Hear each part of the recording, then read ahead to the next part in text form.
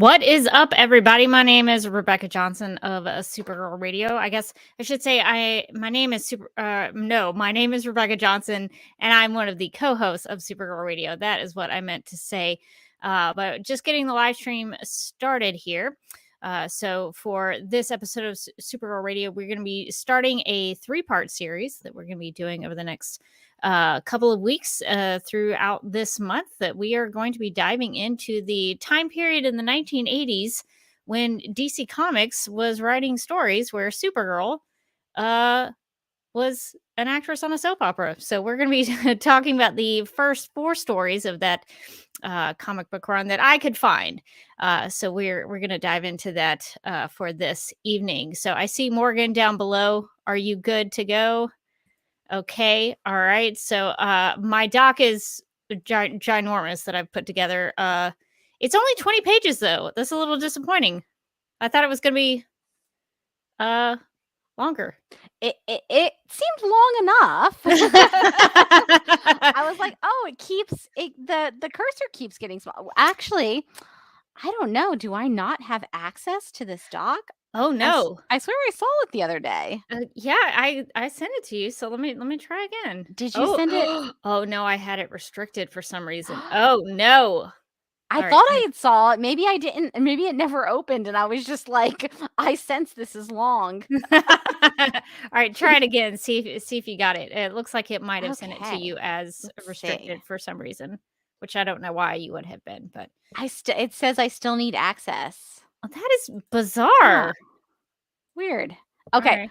I just got access. Okay. I've just been given access. It's very exclusive.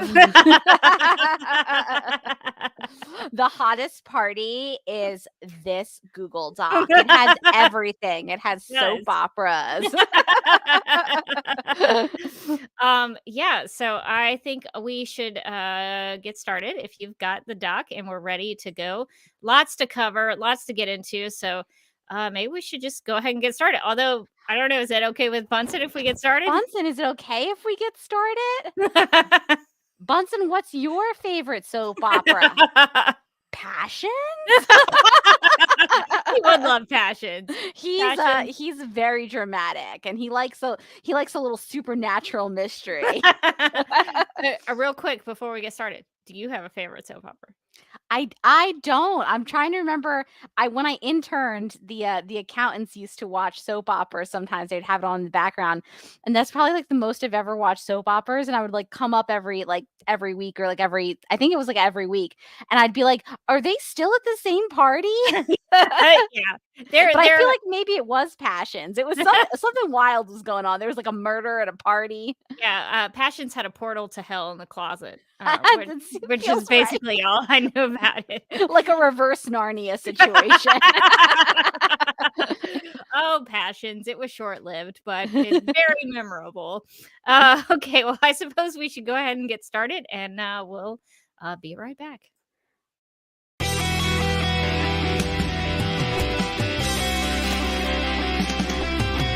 McGurk! I love typing. Not mess with my Google Docs, Meeksy. Supergirl Radio is going live every night of the week. How do you like it? Is becoming a human burrito a plus or a minus? I don't know. It does seem snug. I mean, they say you are what you eat. Kira.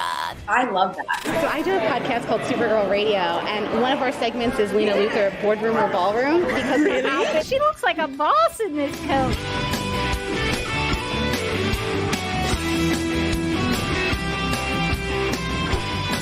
Nasty Luthor like a different Luthor? It's not just Lena being mean? No. Helen Slater here. So fun to know that you're hosting a podcast called Supergirl Radio.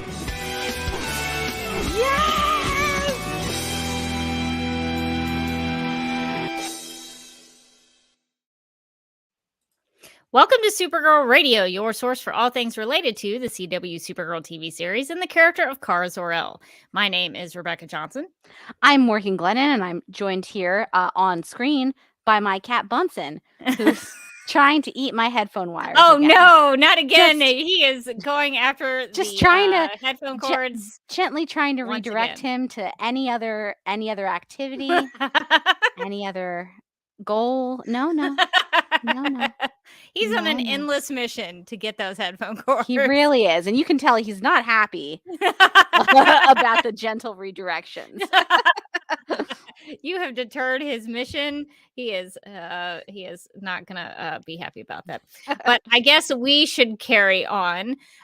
So we'll see if the adventure of Bunsen and the headphone cord continues. But until then, we are live and wired on the DCTV.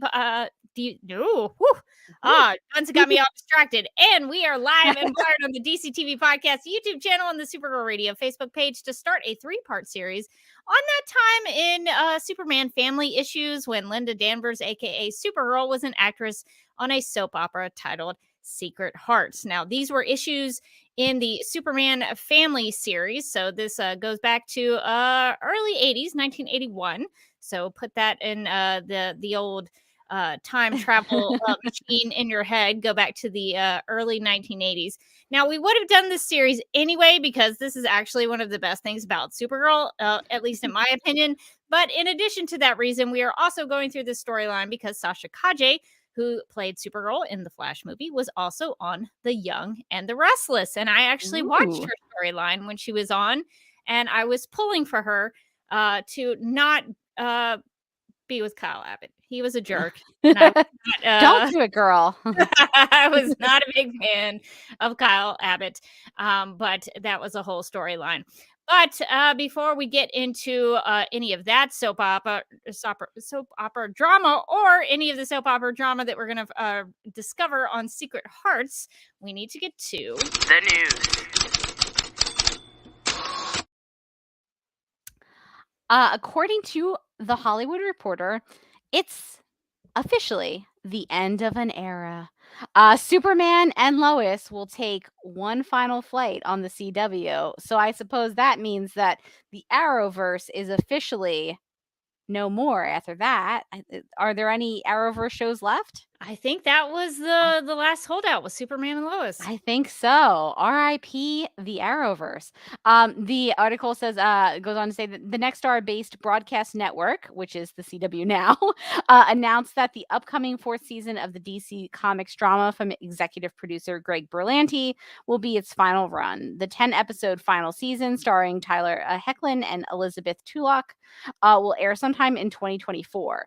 Over the last 3 seasons, Superman and Lois redefined both the superhero genre and family drama as Tyler, Elizabeth, and the entire cast effortlessly portrayed these classic characters with new layers of depth and complexity that had never before been explored in the Superman universe. Said, well, I disagree with that, but continue on. This show was the greatest show of all time, and that's why we sadly had to cancel it. No, that was a quote from Brad Schwartz, president of entertainment at the CW. Oh, I wasn't far off, actually. I really thought that was going to be somebody like on the production side of Superman and Lois saying that, not the guy who just deep sixed it. Okay. Brad went on to say, "We are grateful for the years of hard work and graceful storytelling from the show's writers, producers, actors, and crew, as well as our terrific partners at Warner Brothers Television and Berlanti Productions.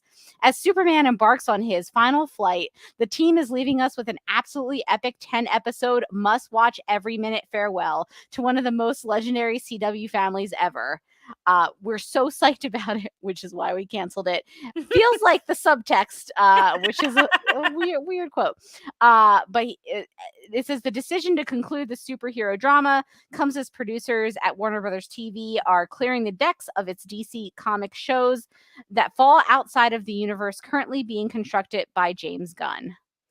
Yeah, so I'm actually sad about this news. I like Superman and Lois. I think it's a good show. I don't think it's like the most complex version of Superman ever. Do you think it redefined the character? And perhaps Rebecca, taking a step back, did it redefine just even the name Superman to you?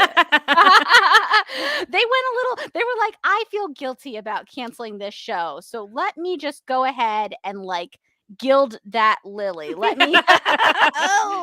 me go real big on my compliments. Too big, perhaps, on my compliments. That's what they do over at Warner Brothers. They're like, this Flash movie is gonna change your life. Thing you've ever seen. I the before, and then there was the after the Flash. Jaden Smith was never the same. We know that.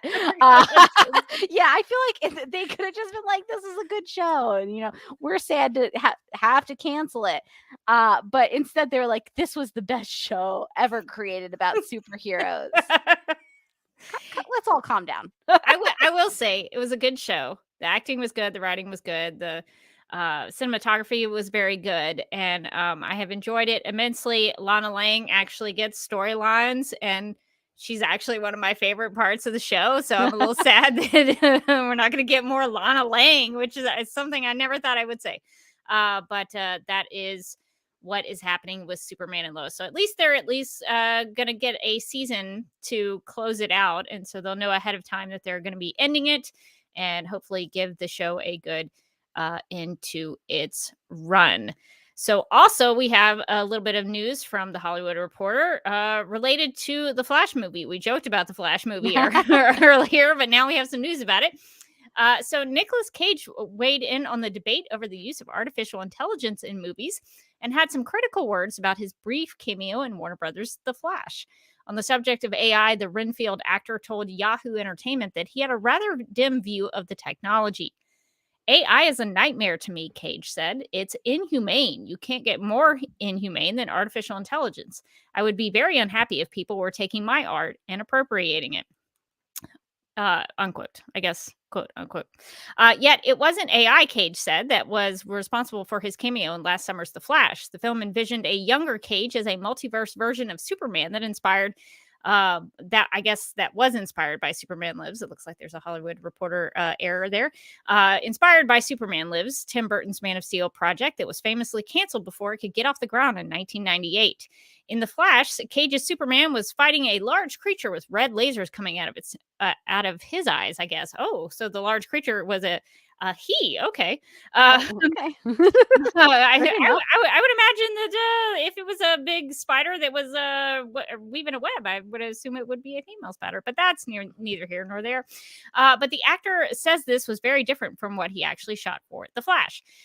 Quote, when I went into the picture, it was me fighting a giant spider, Cage said. I did not do that. That was not what I did. I didn't think it was created by AI. I know Tim Burton is upset about AI, as am I. It was CGI, okay, so that they could de-age me, and I'm fighting a spider. I didn't do any of that, so I don't know what happened there, unquote. That's the 59-year-old actor. Let's see. That the 59-year-old actor was actually on set is a bit unexpected, as many watching the film just assumed the entire performance was created by CG. Cage said that was actually filmed, and what he was told the scene would be was something more solemn. Quote, what I was supposed to do was literally just be standing in an alternate dimension, if you will, and witnessing the destruction of the universe, he said. Kal-El was bearing witness to the end of a universe, and you can imagine with that sort of amount of time that I had and what that would mean in terms of what I can convey. I had no dialogue, so I had to convey it with my eyes, the emotions. So that's what I did. I was on set for maybe 3 hours, unquote. Nonetheless, Cage added that he really liked director Andy Muschietti, saying, quote, Andy is a terrific director. He is a great guy and a great director, and I loved his 2 It movies. So that is my favorite way of like throwing shade, is like they're talking explicitly about the Flash movie and he's like, great guy, loved those It movies. Nicolas Cage, I love it. Petty and amazing. But yeah, I mean, I think I would also be mad too if like I went all the way down there and I filmed a cameo and they were like, it is going to be so affecting. It's going to be so beautiful. Like it's going to be your face emoting like, oh my God, everything is dying. And then you go to the movie and you're like, I mean, there's only so much you can do with your face and no dialogue, but I smashed it. And then what you see is like a CGI version of yourself fighting a spider. You're just like, what happened here? I'm actually surprised that what they showed was not what he thought it was going to be. I guess he was supposed to be something akin to the Superman and Supergirl, like the Christopher Reeve and Helen Slater, who were just looking at something very concerned. Yeah. So I assume it was going to be the way he described it. I guess he was supposed to do something like that, but I guess they just could not stop themselves from, paying homage to Superman Lives. They were like, but we could get a giant spider in this scene. We could maybe do it. So yeah, I'm actually a little surprised that he seems to be disappointed by that.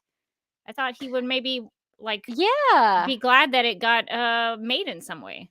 I think that's about it. Probably what was the surprise to him is like what he was pitched on. It ended up being completely different than what he saw in the theater, which I think is like a good argument when the actors in SAG are talking to as a union for the strike about the dangers of AI. Is that's like they could just scan your face and they could just make you fight whatever spiders they want you to fight. What if you're like, I like spiders. I would never fight a spider. Well, guess what? You're fighting a spider. So, I mean, yeah, that's got to be a little weird to, sometimes you'll hear stories about, storylines getting cut differently so that they're much different than the actors think they are. But it's very rare that I think that actors go in and then see a completely different thing with their head on top of like a weird CGI body. So I feel like that's got to be a little off-putting. It's also a little deceptive, and I would think it would destroy, like if that had happened to me, it would destroy my trust a little bit. Where like you told me we were doing one thing and then you didn't tell me that you were doing this other thing. Like that feels a little bit like a bait and switch. Like they thought that maybe he wouldn't say yes to the spider, so they're like, we'll tell him. He'll just see it when he goes to the theater, and then when he sees it, he's gonna love it, and he's gonna say, it's my favorite Andy Muschietti film. It's gonna be like those 2 It movies. It's gonna be like those It movies. They were fine, but they were no Flash. You're going to be right over those It movies. Turns out it didn't go that way. Well, that is all the news we have for this week of Supergirl Radio. But speaking of the Flash movie, our latest Supergirl, Sasha Kaje, I almost read my script, reminding myself to pronounce it Kaje. I was about to say, that's. I know you keep that in for me. I am rusty after taking a week off. So speaking of the Flash movie, our latest Supergirl, Sasha Kaje, who played Lola Rosales Abbott on The Young and the Restless, she was on a soap opera. So we have Supergirl as a soap opera actress in real life, but in the comics in the 1980s, DC Comics had Supergirl on a soap opera in the fictional sense in the issues of a Superman family. So for the next 3 episodes of Supergirl Radio, We are going to learn about this time in the 1980s when Linda Danvers, aka Supergirl, was an actress on the fictional daytime soap opera Secret Hearts. So I hope everybody enjoys the soap opera feel that we're going to be bringing to this episode. This is the legend of Supergirl.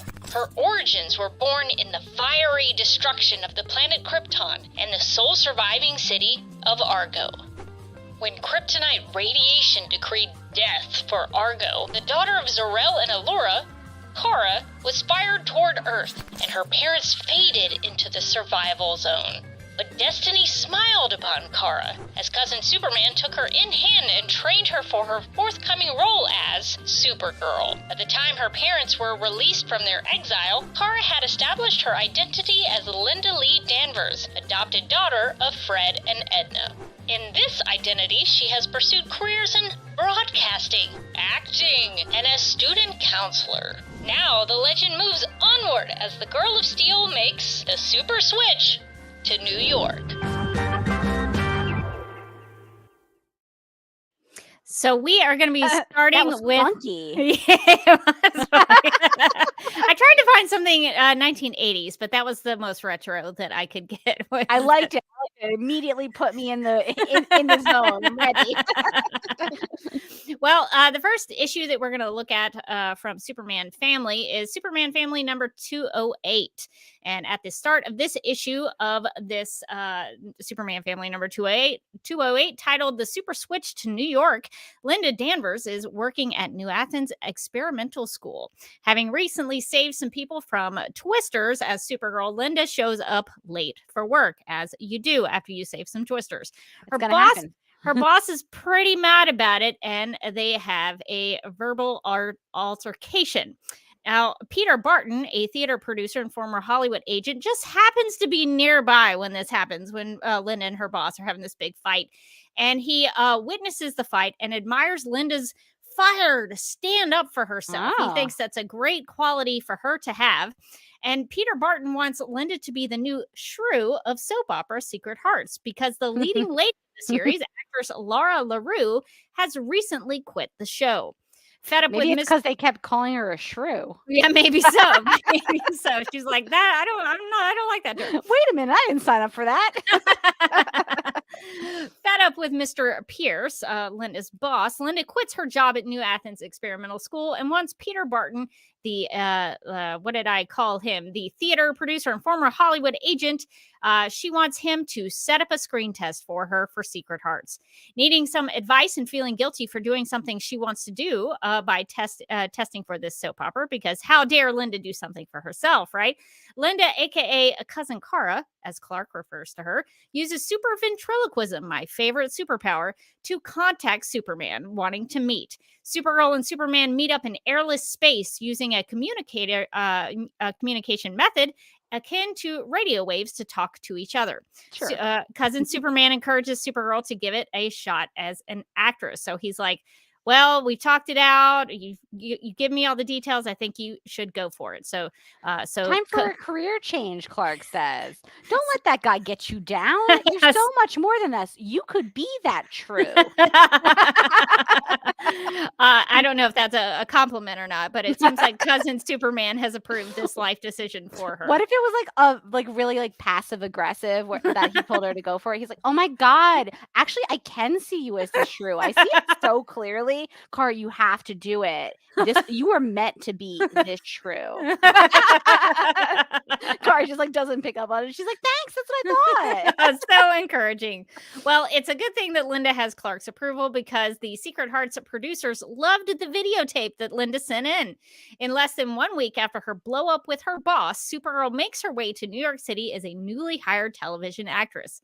To prevent, I mean, that's a pretty quick turnaround. So she must have had a really good audition on that videotape. To prevent people from making the connection between Supergirl and Linda Danvers, because that would be a problem. She's going to be on television. To prevent people making the connection between Supergirl and Linda Danvers' arrival to the city, Supergirl shows up a few days before Linda will. Supergirl does a bunch of good deeds to settle into New York City. So once she gets, do we think that's enough to throw it off, because seems to me like it's pretty obvious now. Like Supergirl shows up and suddenly there's this like hot new shrew on the soap opera. That shrew looks just like Supergirl, people will say to themselves. Well, to be fair, in this iteration of Supergirl, Linda wears a brunette wig. Okay. So her hair's different. So I guess you're right. I guess that's enough. That's gonna throw it. Different hair color is fine. Different hair color. Okay, we're back. We're back. she's gonna be okay. All right. So in one example of her good deeds to settle into New York City before she has a job on national television, Supergirl saves a Muslim man who falls out of the United Nations building. Now, this, I have to remind everybody, this was 1981. So she saves this man who falls out of the United Nations building due to a blast. He tells Supergirl that terrorists have attacked the building because the culprits don't like his views nor his country. Another explosion happens at the Empire State Building and another at the Metropolitan Museum of Art. Supergirl deduces these three explosions are connected. Supergirl's super hearing detects a high-pitched supersonic whine, which reveals the location of the next explosion, which is the Atlas statue at Rockefeller Center. A lot of famous locations here, very New York City specific. Supergirl defuses the bomb and wants to follow up with this Muslim delegate she encountered earlier, but she is told by UN officials that he was a phony. Twist. So this was a twist character here. So Supergirl uses her Kryptonian powers to locate this phony at the Kennedy International Airport. She's able to do this because the odor from the first explosion gave him away to her super sense. So the smell is giving this man away. Use some deduction there. So she's actually doing some detective work. Supergirl is with her super smell.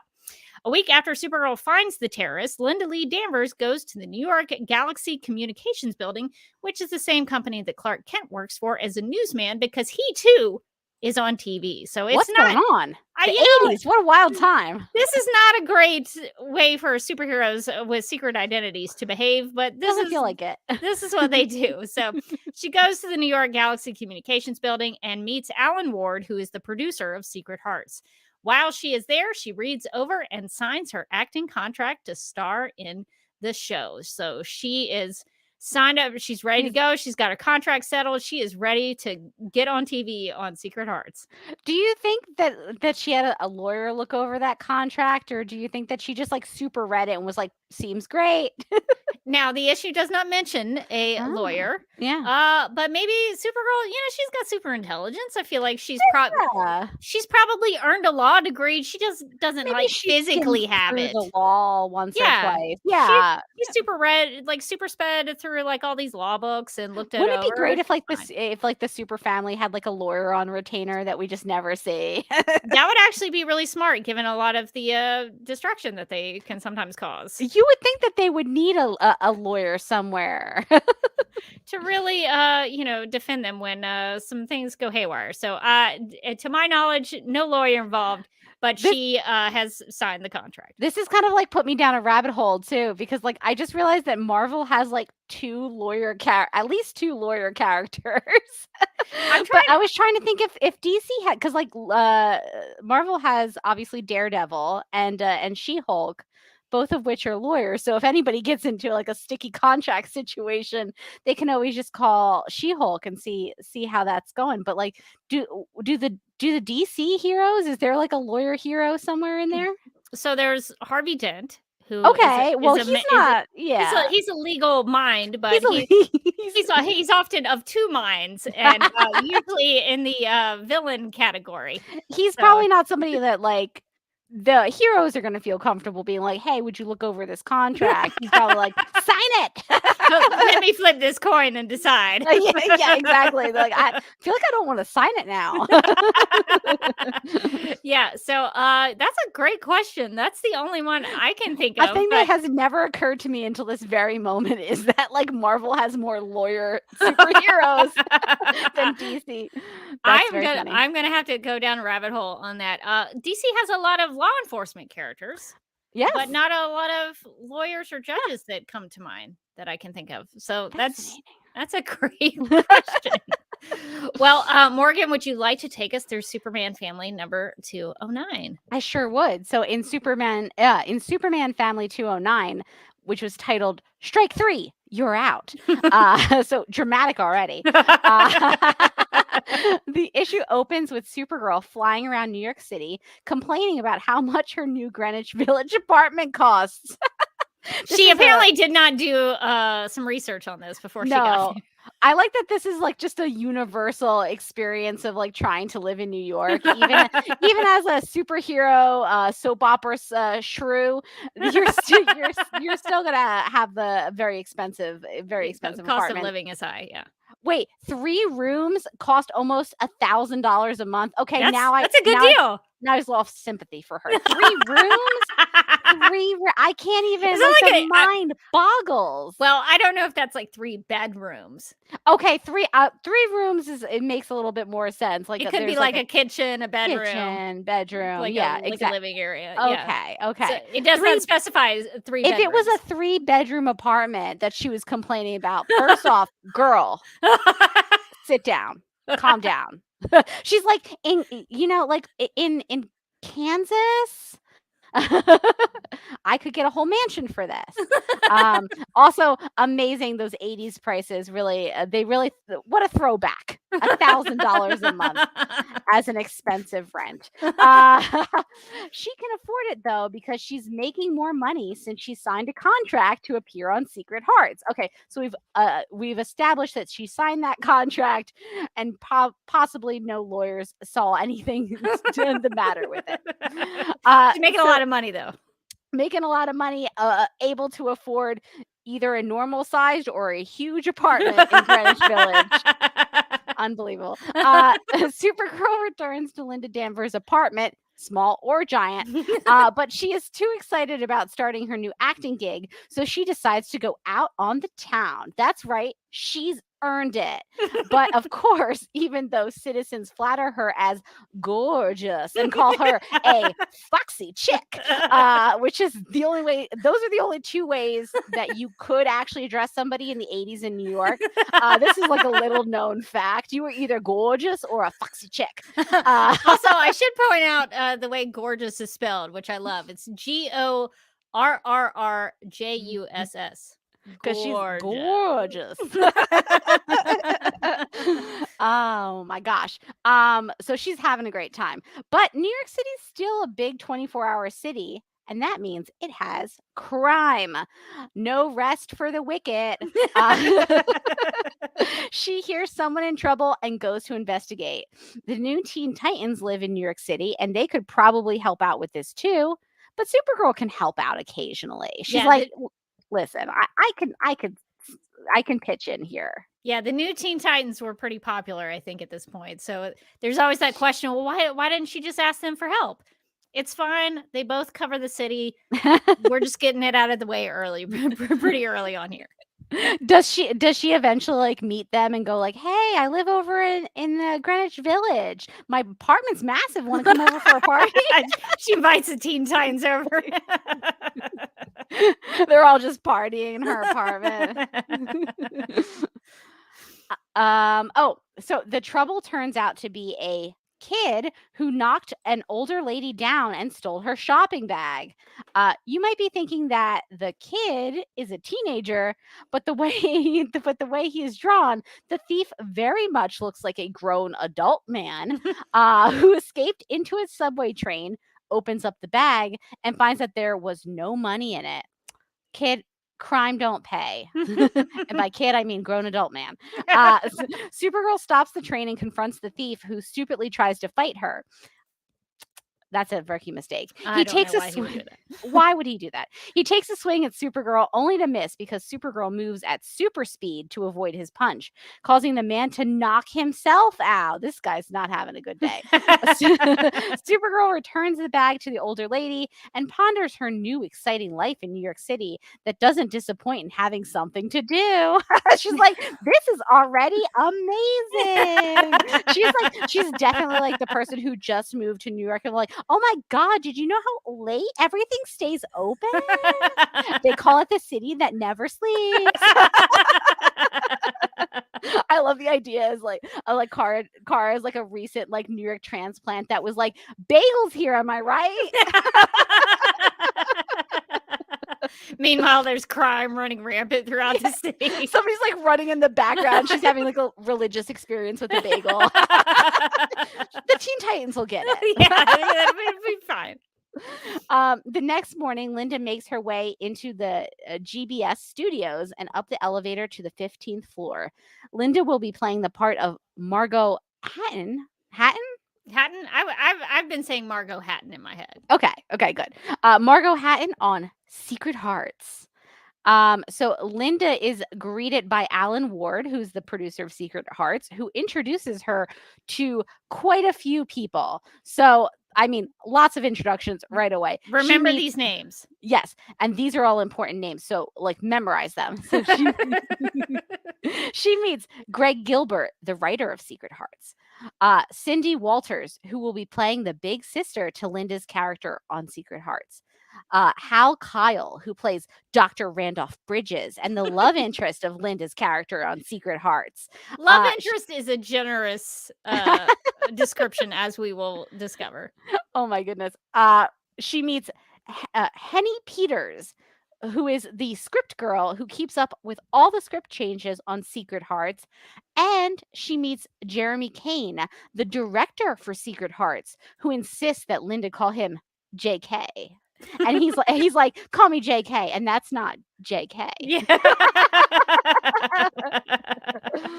I love like these showbiz types. Oh, call me JK.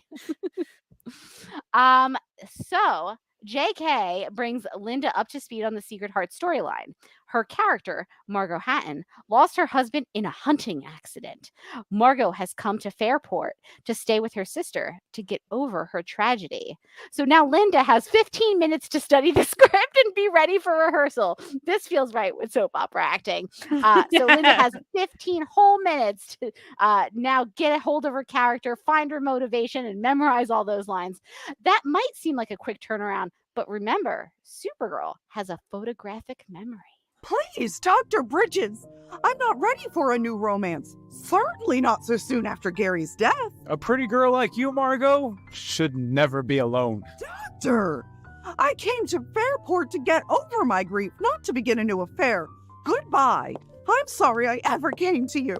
Wait, Margo, you don't understand. Oh, Doctor, I'm afraid I do. All too well. Dramatic. In that scene, Margo Hatton is played by Anne-Marie DeSimone, and Dr. Bridges is played by Bill Meeks. So we will maybe hear them one more time in this episode. So I just wanted to make a note of who was playing the characters.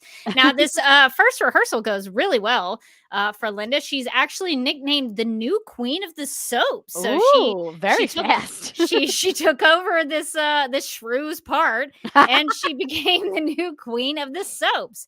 After Linda is introduced to Chuck Conroy, you remember these names as well. Chuck Conroy, who is the anchorman for All Witness News, and Fred Fox, who's the host of Sports Report.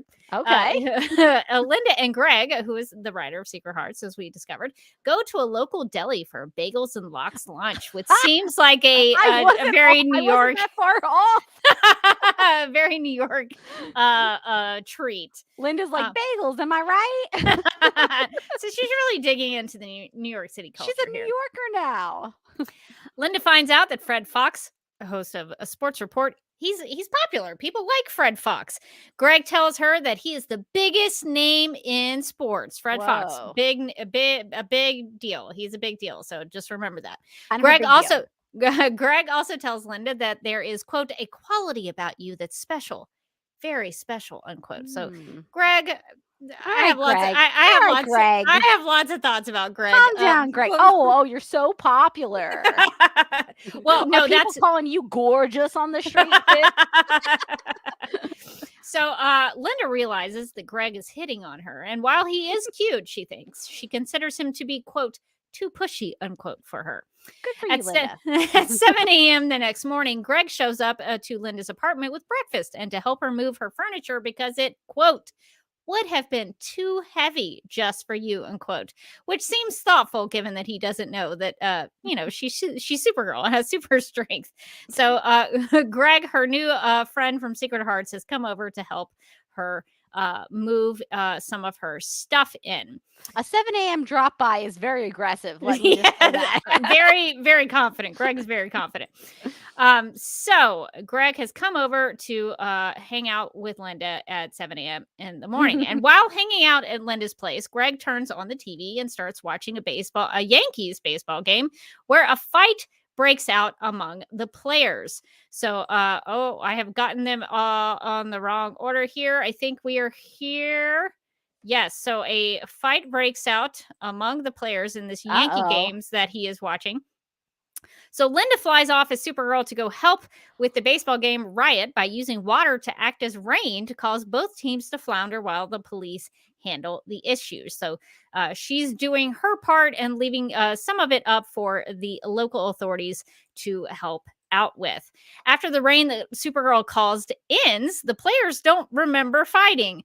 Turns out popular sportscaster Fred Fox of Sports Report attached a special machine to the computer control board in his private control booth and is the reason for the baseball riot. So Fred Fox of Sports Report has done this to the Yankees team to make them fight with this other team.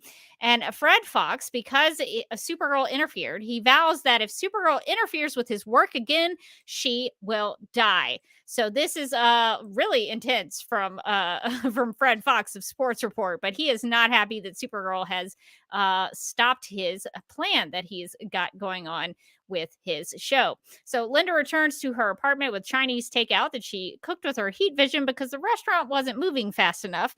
And Greg informs Linda that Supergirl showed up at the game he was watching on TV. And Linda gets the idea that Greg seems to prefer Linda Danvers over Supergirl. So I would probably describe Linda and Greg's relationship as kind of a Margo Hatton Dr. Bridges relationship. Is what I think is going on here. So imitating art. That's how I read it. That's just my interpretation. But I guess if you see it another way, that's totally fine. But that's how I'm seeing it as of right now. So Morgan, do you want to take us through Superman Family number 210? I'm excited too, because I know that there's going to be more drama. In Superman Family number 210, titled The Spoil Sport of New York, sportscaster Fred Fox, idolized by TV viewers in the New York metropolitan area as Mr. Sports, is still mad about how Supergirl literally rained on his baseball game riot parade. His goal in causing the riot seems to be that he doesn't want anyone to spend a nickel to see a sporting event, which of course stems from a childhood trauma. Wait a minute. I don't know that I think that this lot of sense as a motivation to cause a riot. Oh, just keep reading. We'll get there. And once we get there, then we get there. I'm sure I'm not seeing the big picture. According to the issue, as a child, Fred was a Butterfingers, a stumblebum, a loser. As a result, Fred was forced to become a viewer rather than a doer. And this caused his hatred of athletes. Now, all right, is that a good motivation? Barely, but I will take it. Instead of him being like, no one should spend any money on sports, therefore you should punch each other. There's a just baseball because riot? I couldn't play because I was no good. I know. You're telling me there's a baseball riot and I could get a good sausage sandwich? I'm going to that game. You lost, Fred. Meanwhile, Linda is going on a day with Greg to see a boxing match at Madison Square Garden. So sort of the same vibe, honestly. They've got great seats for the Joe Firestone versus Harry Jackson championship fight. Greg spent $500 to impress Linda. Now that's $500 in 1980s money, which would be a lot of money now. Yes. But that might have been a waste because for the first 3 minutes, the boxers don't take any swings at each other. Instead, they tell the referee that they'd rather go out and have a cup of coffee together, which, by the way, now is like a romantic comedy that I want to watch. Actually, we're vibing here. Do you mind if we go? Naturally, the crowd is stunned and eventually turns angry and develops into another riot. So many riots. Everybody just wants to fight each other. Everybody's like, fight, fight, fight. They came to see a fight. Linda breaks free from Greg so she can transform into Supergirl and help with this turn of events. Supergirl whips up a mini tornado to make everybody dizzy so that they will stop. After the mini tornado has finished, Supergirl's super senses detect a strange radiation coming from somewhere in the arena. It doesn't last long enough for her to figure out where it is, though. I like that they're like, the radiation caused the boxers to not want a box. What? That's okay, Fred. We're still with you, though. Don't worry. Fred Fox reports Supergirl's appearance at the event, making a point that she has now shown up at 2 of these occurrences and insinuates that maybe she is the cause of them to distract, obviously, from him being the culprit. Next time, Fred Fox says he'll be ready for her. I keep telling you, Dr. Bridges, I'm not ready for a new romance so soon after Gary's death. My dear Margo, you came to me as a doctor because you had a physical ailment. But I can help you in other ways, too. I want you to take this. But this isn't a prescription. It's a phone number. Not just any number. My private line. Use it whenever you need me.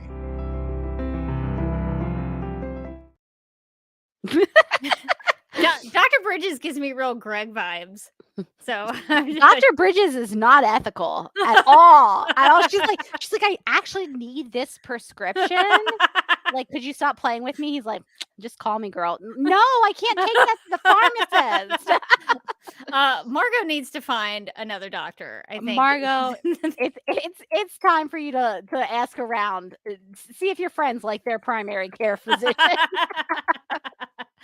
So after this taping of, I guess, Morgan, would you like to continue? I Sure. had you could continue. So Margo Linda has been taping Secret Hearts for the day. So now we're going to pick up after the taping for the day is over. Yeah, so after the taping is over, Greg insists on taking Linda to the U.S. Open tennis match because he has 2 tickets at center court. And she doesn't seem all that thrilled about going and seems to be a little irritated with Greg, so she doesn't go. Linda's like, listen, Greg, I'm tired of the sports thing. Can we do something else? There's a lot of going on in New York City. Have you noticed that the New York sports scene has been a little strange lately? And he's like, no. Read the room, Greg. At the U.S. Open match, the tennis players are starting to do some unexpected things, like swinging the wrong end of the racket, which would be really funny, at the ball, and serving 2 balls at the same time, which would also be awesome. Supergirl noticed the same kind of energy from the previous sporting incident, and this time, she figures out where it's coming from. Fred Fox and the TV broadcast booth. Uh-oh. He is in trouble now. Fred knows Supergirl has him figured out, and he blasts her with something that causes her to crash, lose her coordination, and the ability to stand up. Fred sees this as beating Supergirl to make him a winner at last. Finally, Fred's like, I've been picked first in dodgeball. But Fred's achievement is short-lived because Supergirl regains her strength and confronts Fred Fox with the one-liner, sorry, Fred, you've just struck out, which is good. A solid one-liner, you gotta admit. Turns out Supergirl wasn't really losing her coordination. She was just playing along to get Fred to start bragging so that millions of sports fans would hear his confession on nationwide television. Supergirl ends her time with Fred Fox by tapping his head with her finger, causing him to fall over and telling him, and now it's the showers for you. She's got a lot of clips in this one. She is quippy in this issue. I like it. GBS makes the announcement on air that Metropolis sportscaster Steve Lombard will be taking Fred Fox's position for the U.S. Open coverage. This is exciting to all of us on this podcast. Steve. Yes, we love Steve. We love Steve. The issue ends with Greg coming over to Linda's apartment with pizza with a brilliant idea. He wants to get Supergirl to make a cameo appearance on Secret Hearts. Uh-oh. I don't think a wig is going to take care of that. That's going to be a problem. Ruh-roh. So that leads us into Superman Family number 211, which is the final issue that we're going to be talking about in this first part of our Secret Hearts series. So we're going to be talking about Superman 211 in a story titled The Man with the Explosive Mind. And this issue starts out with Lena Thorl Colby, aka Lena Luthor. So we got some Lena Luthor in this issue. Lena Luthor's here. Yeah. So she, go what ahead. sports is she gonna go see? I think we're finished with the sports. Oh man. But Lena is here, and I want Lena to go to like a WNBA game or something. It's no less exciting though, even though there is no sports here. Okay. That's fine. So Lena Luthor has arrived at Penn Station. She's coming to visit with Linda Danvers, but Linda hasn't come to meet her yet because Supergirl is busy with an emergency. The issue reminds the reader here that Lena is an ESPer, which stands for extrasensory perception. So in the comics, if people don't know, Lena Luthor did have a superpower. So she did have ESP, so some mind powers. Mind powers is kind of like being a witch. If you think about it, except not quite, but I see what the show was reaching for, maybe. It's like a mixture of being a witch and controlling people's minds, maybe. Exactly. I like that, like, she could have also been on the show, just like John was like doing the thing where she puts the index fingers against the forehead and then she looks really serious at the camera. We were robbed of Katie McGraw doing that in every episode. I think she and David Hare would have been a great duo. Can you imagine if they like when Lena went briefly to the dark side, if she had to fight John, just the whole scene is just them across the room from each other, holding their foreheads, but like glaring at each other. And maybe just describing it. Like you don't see what they're doing. You just hear them describing, oh no, Lena has taken over my mind. Oh no, my mind. Why do I want to do a robot voice now? Wow, what a missed opportunity. I feel like we were robbed of something really epic. Okay, so Lena has come to New York City to visit with Linda Danvers, and she's got ESP powers. So I think that catches everybody up. So I love it. So track 14 at the train station looks like it has been bombed. Something has happened at track 14. Supergirl's supervision doesn't detect any traces of a bomb, though, and it doesn't smell like sulfur, which is a telltale sign of a bomb. From all the evidence that Supergirl can gather, it looks like the train track blew up by itself, because sure. Yeah, I guess train tracks do that, I guess. So should have had that safety inspection. This is a institutional failure. So Supergirl fixes the train track by filling up the train track hole that was left behind in the explosion with her super breath, melting the pieces of the shattered rails with her heat vision and fusing them back together with super pressure. So Supergirl is doing a lot of detective stuff and helping out the people of New York City. 2 blocks away from the train station, there's a silhouetted figure who is behind the train track attack. So there was a crime that is behind it. So it didn't just blow up by itself. This silhouetted figure is behind the train track attack, and he's getting strong mental impressions of a woman with fantastic mental powers that may be more formidable than his own.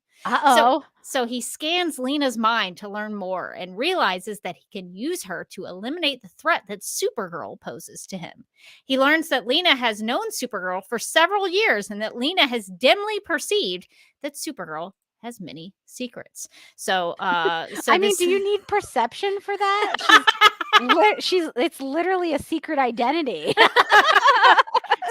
Linda is on the up and up with everybody. She's not keeping any secrets. She's not even on a show that has secrets in the title. She is on the up and up, telling everybody the truth.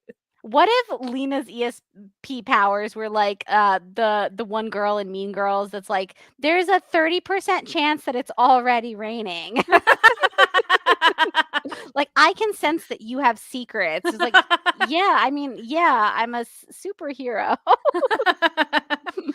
So the silhouetted figure is on to Lena and some things going on. So the silhouetted figure decides to give Lena a, quote, psychic push, unquote, to boost her psi power so that what were once the only vague impressions will be sharpened to crystal clarity. So they're going to get a little stronger. When he does this, Lena suddenly has a sharp, stabbing headache and gets an overwhelming and, well, overpowering, I should say, telepathic flash, which tells her that Linda is Supergirl. Linda recognizes that there is a small possibility that she's wrong, so she decides not to let it on that she knows anything. So,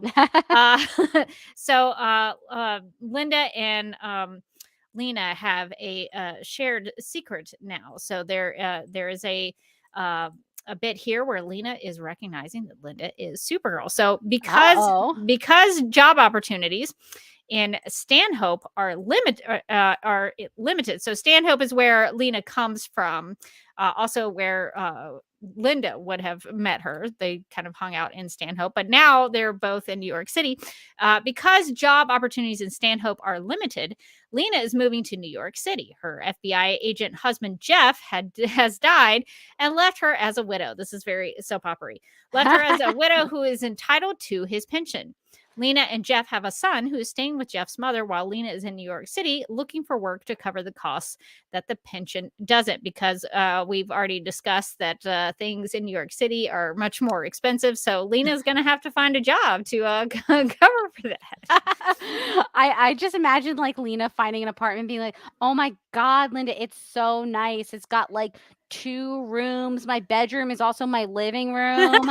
And it's a little expensive, but like I'm told that this is great for New York.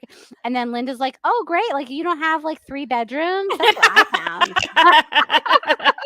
Well, Linda is now a big soap opera star. So Lena would have to compete she's got with that money now. So Lena needs a job, basically.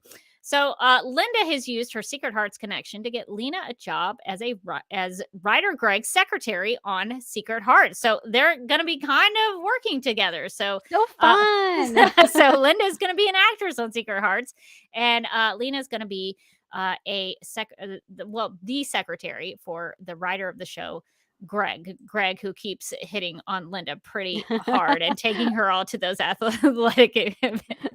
I hope that like Linda was like, Lena, girl, I can get you a job and it's going to be pretty well paid. The downside is I'm pretty sure he's going to hit on you. He's going to keep taking you to sporting events. That's the thing. Like, I don't know how much you like the US Open or like boxing, but you're going to have to go. So Lena and Greg are going to be working together. So over the next few days, Linda and Lena go apartment hunting and catch up as old friends. In that time, it seems as if Lena has forgotten all about that secret identity thing about, Linda being Supergirl. So they are just having a good time in New York City. And meanwhile, I guess I should say, Greg and Lena have a secret that they aren't telling Linda. So now that Greg and Lena... So I guess just to back up, Linda and Lena having a great time. Everything is good. They're catching up. They're old friends catching up. They're going to Magnolias and getting cupcakes. But at work, Greg, the guy who's been hitting on Linda, and Lena now have the secret that they aren't telling her. So dun dun dun. So whispering to each other. And there's a tease about it though. So we don't know what it is yet, but it's something about how Lena saved Greg's butt. That's what the issue says. Ooh. So that's all we know about it so far. I never considered that like Kara can really use her super hearing to like hear all the best gossip at work, and that would be amazing. Yeah, why is she not using it more often? I feel like she should. This is a very powerful superpower. You'd be like, oh my God. Especially on a soap opera set. Oh my gosh, this would be the place to use your superhero. So much good gossip on that set. And you could find out everyone's secrets that they're keeping from you. Well, in GBS Studio 15B, the Secret Hearts crew are setting up for a fire that is supposed to trap Linda's character, Margo Hatton, in the Fairmont Community Center. So they are still at the studio shooting this episode. So that is what's happening while Greg and Lena are keeping a secret. So later that night, Linda and Lena visit Radio City Music Hall, another great New York City location. Nice. They're really getting around. Yeah, Linda has really gone and seen all the sights. So they are there to see a hard rock band called the Tough Darts perform. I'm pretty sure it's the Tough Darts. It's kind of hard to read in the comic. It looks like Tough Darts. I can't imagine what else it would be. So that's how I interpret it. The copies that I have are like really old, and they're the ink is not great. So I believe they are watching the rock band, the Tough Darts. So while they are in their seats, a masked man is high above the stage floor who is looking to make up for his lost opportunity with the train. So this is our silhouetted figure now appearing. I thought it was the Phantom of the Opera, and I got really excited. He might as well be. So this is our previously silhouetted man who is now a masked man who is at the Tough Darts concert. The masked man causes a small explosion that causes the Tough Darts to run off the stage. Sparks from an electrical cord catch the stage curtain on fire. With her telescopic vision, Linda sees the danger of the fiery curtain and makes an excuse to Lena about, I'm not feeling so well. All of a sudden, she's not feeling so well all of a sudden. She's got to make up an excuse to get out of there and become Supergirl. But in her inner monologue, Lena is pretty sure that Linda's about to go off and switch to Supergirl. So really, nothing. I mean, she's not really buying this excuse that Linda is giving her. Lena's figured this out already. I feel like this part of the story feels pretty familiar to me. So Supergirl creates a super wind current to extinguish the flames and then decides to go after the, quote, costumed weirdo, unquote, she spotted hanging around the flies of the stage. But the man has quickly vanished. The following morning, Linda Danvers meets with Secret Heart's producer, Alan Ward, who tells her that the show is up 3 ratings points in the major markets. So Linda being on the show as Margo Hatton is a big deal. People are loving the show now that she's on it. So her casting has really turned the show around. I feel like things are getting better for Secret Hearts. The audience is really tuning into Greg's new subplot. Okay, so the issue is like, no, it's really Greg's writing that's bringing everybody. It's not. Yeah. Oh, yeah. It's Greg. It's Greg. No, she's the new queen of the soap opera. We know. We've heard the scene that Greg wrote. I don't buy that it's the writing that's really bringing people in. I think it's probably the performance. It's the acting. The people connecting with the acting. Theater. The audience is really tuning into Greg's new subplot about murder attempts being made on Fairmont's leading citizens. Well, and that I do buy because one of the greatest. That does sound pretty great. one of the greatest storylines on Days of Our Lives was when Marlena was like brainwashed and like killed everybody in Salem, like everybody, like everyone on the show. She murdered everyone. That sounds amazing. It was amazing. And it turned out that they were only like kind of half dead. Sure. And so then they all came back to life. Of course. But I'm pretty sure it was for budgetary reasons. I never doubt it, but but yeah, she went and she murdered little lady. Was her named Alice? She was like the oldest character on the show. She like murdered her with donuts. It was the greatest storyline on Days of Our Lives. Anyway, so there's a big subplot about murder attempts being made on Fairmont's leading citizens. Today's taping of Secret Hearts involves Linda's character, Margo Hatton, being shot at while crossing the Old Mill Steam Bridge. So Margo is just in the thick of it here on the show. Gasp. So at lunchtime, Supergirl makes a public appearance at the New York Women Against Muscular Diseases 3rd annual runathon to fire the starting gun. So she's taking a lunch break from Secret Hearts to go do Supergirl stuff. And now she's doing like a charity run. Like she's like New York is my home now. She's really getting involved with the community. I like that. I love it. She's really making her way. After the race starts, Supergirl spots the masked man before at the Tough Darts concert and gets concerned that the Olympic gold medalist Betty Tippett will cross a bridge that might explode, which of course it does. Supergirl rescues Betty and picks up the car that the masked man is hiding in and shakes it to get him out of it. So she has thwarted another of the masked man's plans to cause some damage. Now, hold on. So her concern was like, when Betty was going to run over a bridge, it might explode. But interesting that on the Secret Hearts soap opera, her own character was being shot at while crossing a bridge. Perhaps connections? I mean, there might be a mind connection Oh, that's happening. So you're starting to pick up on it. Very perceptive of you. The masked man tells Supergirl that she can call him the Mind Bomber. This is the name he Okay. gives himself. So not he the is best. He could have workshopped that a little bit more. He's called the Mind Bomber. Well, don't overthink it. Just tell him what you do. Exactly, that's true. So he is the Mind Bomber, and with his mind, makes the car she is holding explode right out of her hands. Whoa! And the Mind Bomber gets away yet again. So Supergirl's had another encounter with this Mind Bomber guy, and he has gotten away. So Supergirl starts to think that something about all of this is familiar to her because these events, as Morgan suggested, are paralleling the way the fictional Fairmont Community Center on Secret Hearts has caught fire in Greg's script, which apparently is drawing everybody to the television. Betty Tippett's incident also resembled Linda's character, Margo, almost getting hurt crossing a bridge. Supergirl concludes that the next crime the Mind Bomber will commit will be in tomorrow's episodes of Secret Hearts. So even better, even more reason to tune in, folks. This could be a marketing gimmick. It feels like the local news where they'd be like, something in your house will definitely kill you. More after our story on the puppy parade. What? So in tomorrow's script, Margo's supposed to unveil a statue commemorating her late husband, a famous military hero, and the would-be killer shoots at Margo only to miss her and kill several bystanders. Gasp. As Supergirl, she is supposed to dedicate the new courthouse downtown tomorrow. So she's got this big episode of Secret Hearts, but then she's also got to be at the courthouse downtown tomorrow. Supergirl worries. She is working herself to the bone. She's doing too much. You got to take some me time, Supergirl. You've got a full-time job, and then you're full-time as Supergirl. It's just self-care, Supergirl.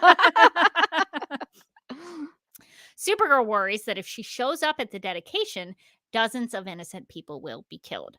The next day, Supergirl changes her mind about not going to the dedication, which surprises the Mind Bomber. He thought maybe she wouldn't show up. He figured that she would be scared to cause death and stay away. So Supergirl is gonna go no matter what. So this part of the issue is a little confusing how this plays out, but from what I can gather, Supergirl sent a double of herself to the dedication since her showing up was something the Mind Bomber wouldn't have anticipated. Supergirl, or rather Lena posing as Supergirl, she is the double mentioned in the issue, figures out that the Mind Bomber is actually a woman named Paige Van Horn. So we've got the secret identity of the Mind Bomber, which is a twist for me this whole time. I thought it was a man. So this is Paige Van Horn, who is doing all the bombings around New York City. That is shocking. So the Mind Bomber had a brother named Hart Van Horn, who was a member of the hard rock band The Tough Darts. So this is kind of like she basically caused some destruction at her brother's rock concert. And her sister is Betty Tippett, who she tried to kill at the race.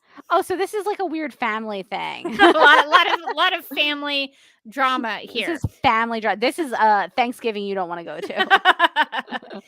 And the courthouse, where Supergirl is also concerned about people getting killed, is being dedicated to Paige's father, Sloan Van Horn. So the Van Horns, they're just everywhere in all parts of the city. So many twists. The Mind Bomber admits to all that he has done. So I guess, I wrote down that the Mind Bomber was a he, and then it says Paige Van Horn. So I might have to go back and look at that. But the Mind Bomber admits to everything that's happened, trying to justify. I wrote down he. I'm going to have to go back and so I don't know if Paige is a man here. Trying to justify what he did to them because he was laughed at by his family because he didn't have talent like they did. The only talent that the Mind Bomber had was for destruction. So really the only thing the Mind Bomber was good at was blowing stuff up. It's interesting because this feels like the exact same storyline we had with Fred, isn't it? Well, sort because of. Fred was like, I wasn't good at sports, and everybody was mean to me about that. So I'm just gonna get rid of sports. So now none of us will have sports. And the mind bomb is like, my family is so talented. Oh my goodness, I'm good at running. Not anymore, Betty.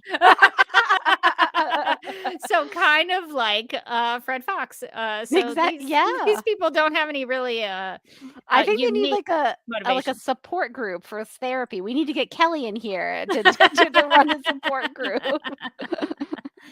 All right. So while Lena has the mind bomber talking and distracted, Supergirl flies in, knocks him out, and causes his telekinetic blast to go out of control, and resulting in his own explosion, and he disintegrates. So. Paige Van Horn, who I guess is a dude, is no more. So, not caring a whole lot about his life ending, Supergirl says, quote, "But at least it's over at last," unquote. So pretty insensitive, I thought. Bummer about Paige. Anyway, what if she had turned it into like a pun where she's like, "Time to turn the page." Oh no. But that would not actually surprise me, actually. So, all right. So, things did not end well for the mind bomber. So, remember that secret that Lena and Greg were keeping between the two of them back? Oh, absolutely. Yes. I can't wait to learn more about this. Now we've got to find out. So, it turns out that Lena was writing the scripts for Secret Hearts. What? She was helping Greg out because he was behind on them, probably because he was going to all those sporting events. I think that's probably it. And Greg was under threat of being fired. And since Lena was his secretary, if he got canned, so would she. That actually makes sense. So Lena figured out that the mind bomber was telepathically dictating the script ideas to her. So the mind bomber was like feeding her pitches. Oh so my he was God. Like, what if you did this? So and Lena was like, that's a great idea. The reason that Secret Hearts is like taking off right now is like so of the moment is really they should be thanking the mind bomber. Like the mind bomber was like, could I get a little credit here? And also this actually adds like a real layer of like pathos and like tragedy. Because it turns out he is talented. Mind bomber is very talented all along.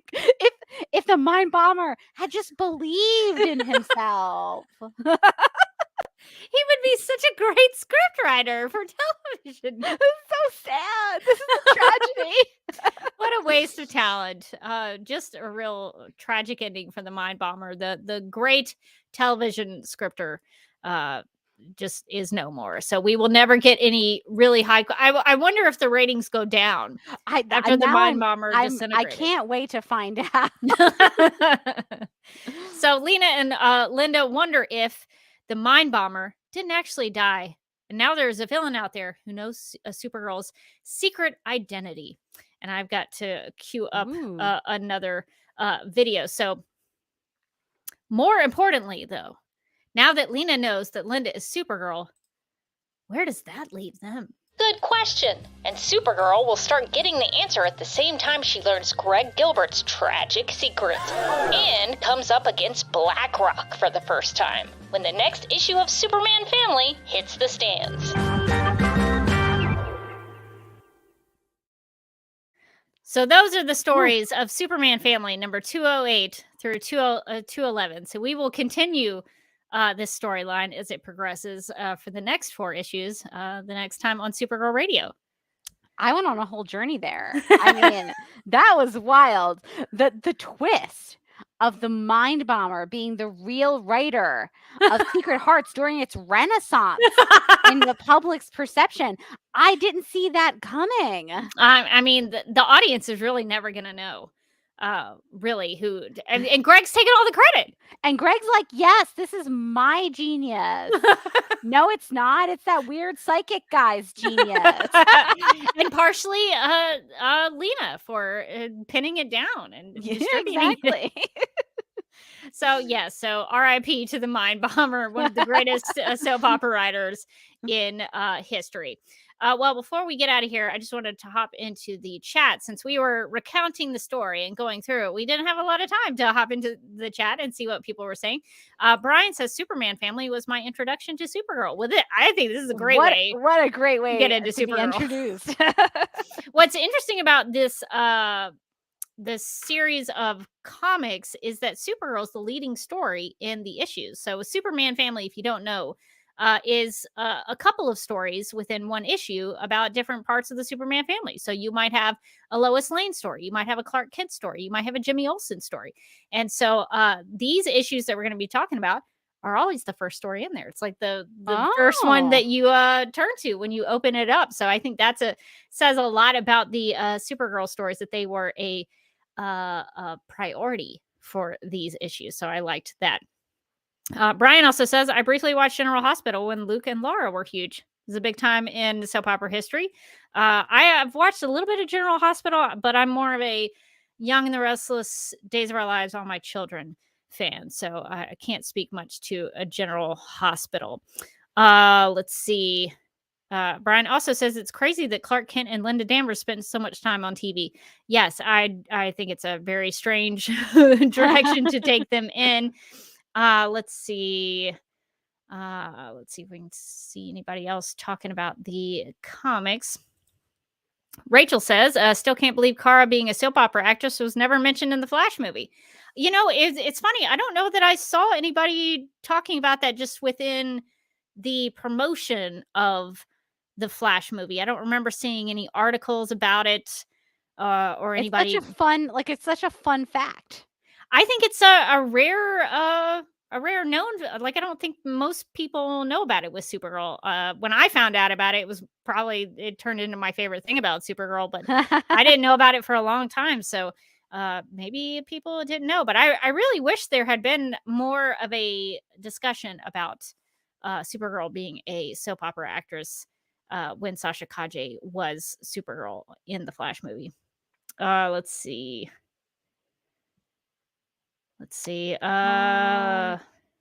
Mind the Gap says, is this villain violating an NDA over show storylines?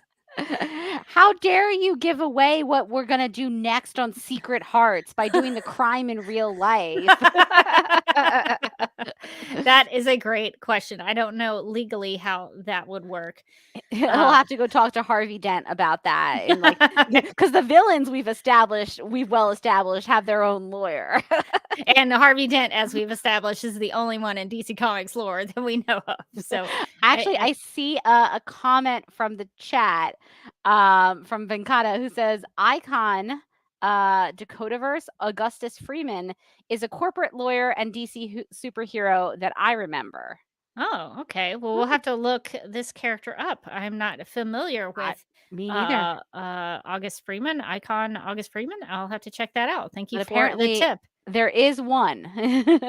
So we know of one. And I guess the question before we hop out of the chat, New Rachel asks, is Greg the villain? What are your thoughts on Greg? Greg is the writer of Secret Hearts. He's been taking Linda out on all these athletic event dates. He comes over to her house at 7 a.m. to help her move. I think Greg is a villain for sure.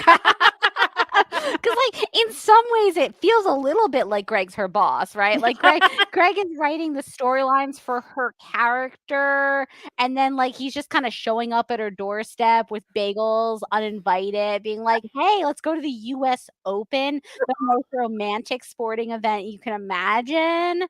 No, Greg, no. I know it's 1980. I know you think it's a free-for-all out there. No, Greg, she's not interested. Yeah, sometimes I don't get the feeling in the issues that Linda's really into Greg. She just kind of puts up with Greg's him. like, I think Linda's like, I think sports are boring. Bye, Greg. And Greg's like, no. We will see what happens as we progress with Greg. I don't know. I think he's kind of a creep, but that's just my general vibe on Greg. I am suspicious of Greg.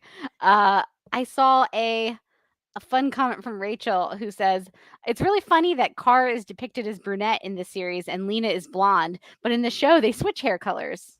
Yeah. So this is I think this is pretty typical for Supergirl comics to wear the brunette wig is the cover for it. But there's all various depictions of the hair color difference. I remember was it in Rebirth when like it would just like magically transform? Yeah, Do you remember that? like an anime heroine. Like she went and had like a magical girl transformation, and the hair just turned blonde. I thought that I was actually more thrown off by Lena being a blonde than by like Kara being a brunette, because I've read some of the stuff where like Kara is like my secret Linda Danvers identity is brunette, but like I forgot that sometimes in the comics Lena is blonde. Yes. So that's very different from the Lena depictions like on Supergirl, the TV series, or in Smallville, where she's a redhead. Oh, So, yeah. Cassidy Freeman's character ends up being revealed as Lena Twist. Luthor. So she's a redhead in that one. So I don't think we've ever had a Lena Luthor who's blonde. I'd have to go back and look at the Superboy TV series to be sure, because I think there was a young Lena on that show. So good questions, comments, and thank you all for going on the adventures through Superman Family 208 through 211 with us. Well, I think that's gonna do it for our discussion of the issues.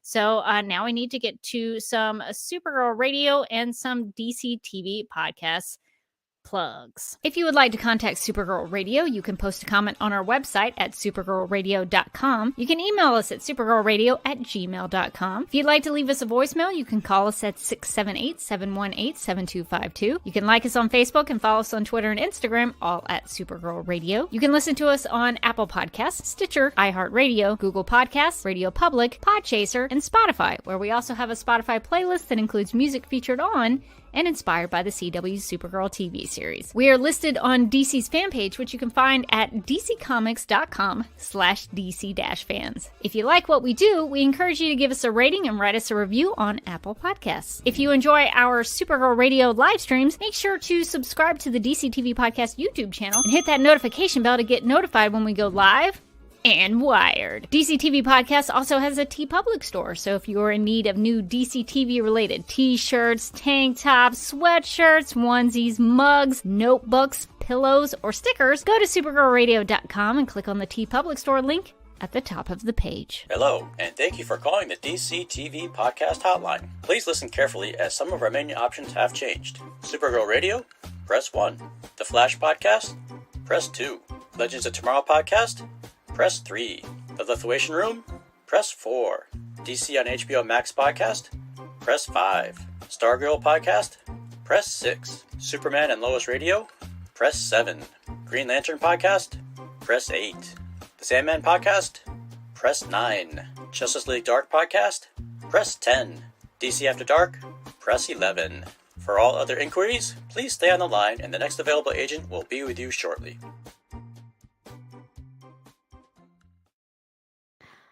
And since this Supergirl Radio episode is about secret hearts, we have some Superman S shields in the shape of a heart in the DC TV TeePublic store that we would love to suggest. I love these designs. I think they're great. So if you would like to get a Superman S shield in the shape of a heart, which actually Lois Lane in the comics actually had one time when she was Superwoman.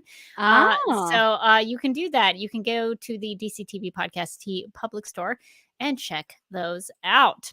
Well, we would like to thank our legion of super sponsors for helping support the Supergirl Radio Patreon. These people are Michael, Anne Marie, Yvonne, Quinn, Nicola, Abby, Miriam, Nicole, Brian, Ethan, Danny, Majuba, and Lincolnberry. So if you would like to become a legion of super sponsor, please visit patreon.com/Supergirl Radio. And if you'd like to find me on the internet, you can keep up with me a couple of ways. I'm on Instagram at The Derby Kid, and I have a YouTube channel that you can find at youtube.com/duckmilkprod. I also have a travel blog that needs severely updating called Oasis Broom, but you can find us on YouTube, all the socials, and we have a website with that. So hopefully we'll be updating that soon, try to get more in the habit of doing that. But also, I was recently a guest on the podcast DC Cinematic Minute to discuss minutes 131 through 135 of Zack Snyder's Justice League. And I had a great time doing that. Some really good discussions about some minutes that are actually pretty big, like the reveal of Darkseid. So I was very honored to get the Darkseid minute. So I just said, put me in wherever you want to put me in. That's where I got placed. So I highly recommend DC Cinematic Minute. So check me out over there, minutes 131 through 135. So cool. And you can find me on Twitter and Instagram. I'm at Mojotastic. You can also find me as a co-host on the Legendary Ladies podcast, where this week the ladies, I wasn't able to make it, but the ladies talked about some of the news coming out of Marvel, kind of talked about the Marvel Cinematic Universe at its current state and maybe what the future holds, especially as I feel like everybody starts to get a little bit of superhero fatigue. I feel it. I feel it deep in my soul now. So you can always find us on any of your podcast apps as the Legendary Ladies podcast, or you can also find us on YouTube at youtube.com/the Legendary Ladies.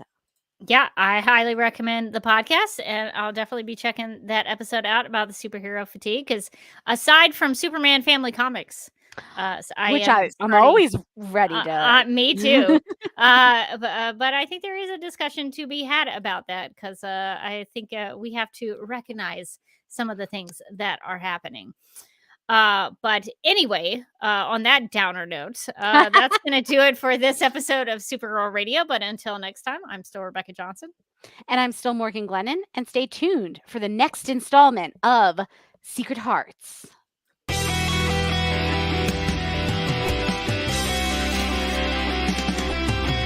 McGurk! I love typing. Not mess with my Google Docs, Meeksy. Supergirl Radio is going live every night of the week. How do you like it? Is becoming a human burrito a plus or a minus? I don't know. It does seem snug. I mean, they say you are what you eat. Kira.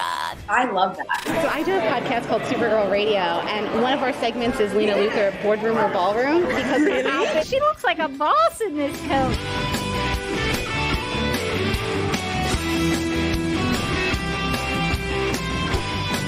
Nasty Luthor like a different Luthor? It's not just Lena being mean? No.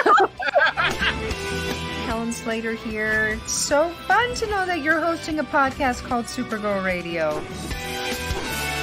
Yeah!